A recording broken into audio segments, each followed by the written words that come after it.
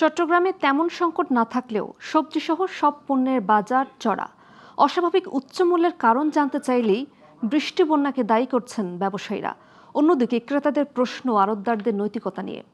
বর্ষার প্রভাব সীমান্ত এলাকায় থাকলেও নগরীর বাজারে কেন দাম বাড়বে? সরবরাহ বৃষ্টি ও বন্যায় কিছুটা প্রভাব পড়লেও ব্যবসায়ীরা সে সুযোগে নিত্যপণ্যের দাম ইচ্ছে মতো বাড়িয়ে দিয়েছেন।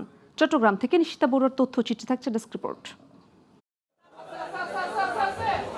টানা বর্ষণ ও দেশের কয়েকটি অঞ্চলে বন্যার প্রভাব পড়েছে নিত্যপণ্যের বাজারে। চট্টগ্রামে বিভিন্ন পণ্যের দামে দেখা দিয়েছে অস্থিরতা। তবে সবচেয়ে বেশি ঊর্ধ্বগতি কাঁচামরিচের দামে। দাম বাড়ছে লাফিয়ে লাফিয়ে, যা সাধারণ ক্রেতাদের ভোগান্তি বাড়িয়ে তুলেছে। শুক্রবার নগরীর কাজীরদেউরি সহ বিভিন্ন বাজার ঘুরে দেখা যায় এ চিত্র।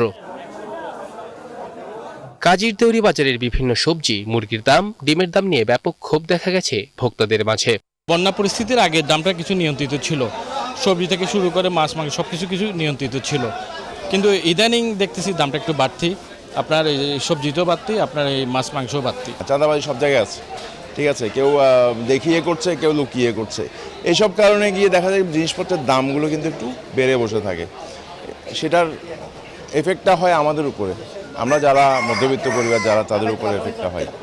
ব্যবসায়ীরা জানান, সম্প্রতি বৃষ্টি ও বন্যার কারণে ফসল, মাছ ও মুরগির খামার ক্ষতিগ্রস্ত হয়েছে। তবে সপ্তাহের ব্যবধানে দাম অপরিবর্তন রয়েছে।